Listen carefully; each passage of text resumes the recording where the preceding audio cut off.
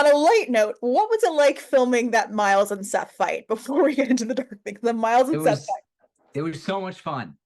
I love I love shooting any action sequences.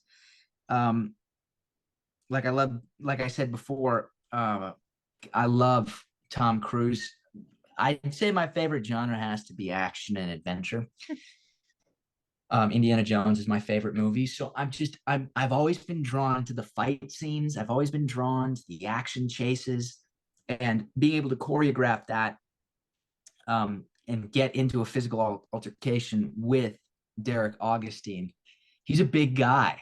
It's he could, he could definitely take me down pretty easily. So I got to be, it was that fun little moment where we got to play pretend for a little bit. I mean, that's all we're doing, and that's the best part of the job is being an adult child. Absolutely. Well, it was a very serious episode. I'm curious, how much did you know about the injury and self-sacrifice twist before you came back for this episode? Or were you reading the script, got to the point where he gets shot in the leg and go, what the insert your curse here? Yeah. My agent called me and she said, Patrick, we're sending you the script, but just before you read, we want to let you know that your leg gets blown off.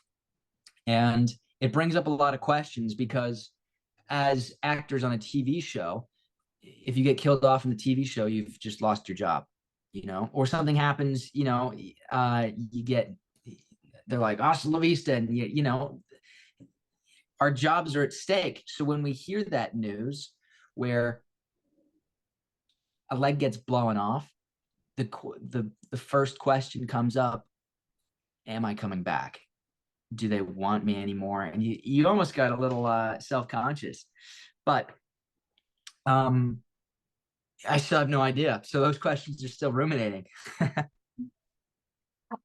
So what can you share about filming the sequence where he in the aftermath, when he's in the hospital and he's kind of like aware that after lying about so much, he has this unquestionably bad thing or life-changing thing that has now happened. Gosh, um good question. It was pretty emotionally available. It seemed like the preparation was there from all the previous all the previous scenes. Everything that I had done boiled into this one scene. There was nothing new that I needed to pull, and it was very natural. It's great working off of um off of Nolan.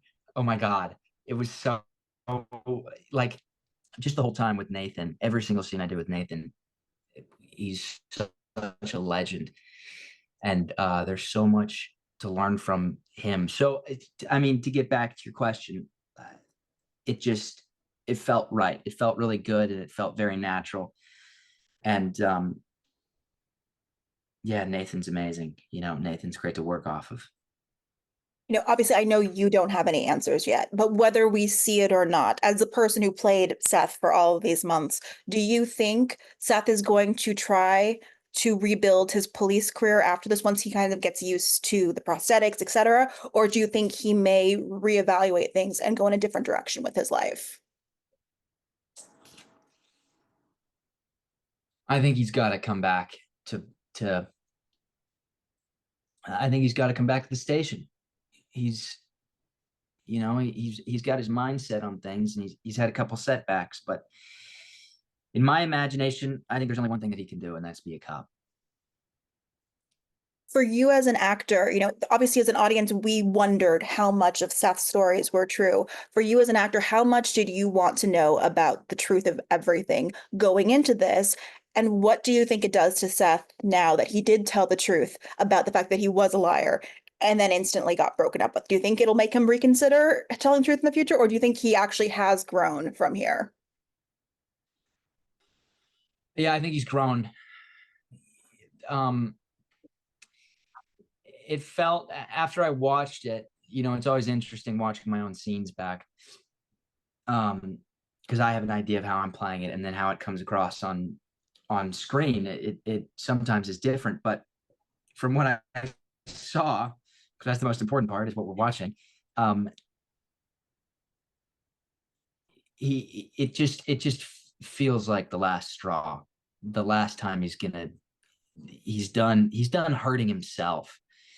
And I think that's just always what it's come back to, is just him hurting himself. And there is everybody else involved, but um gosh, I think that's the last time.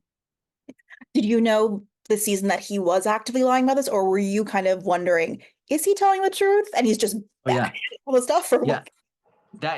That's there were some episodes where we would have I would have the conversation with the director, and they would go, yeah, actually we don't know if he's lying or not. um this could be the truth, especially when it came to the cancer. um they like there was one time we're shooting a scene with John Himes. I think it was episode 3.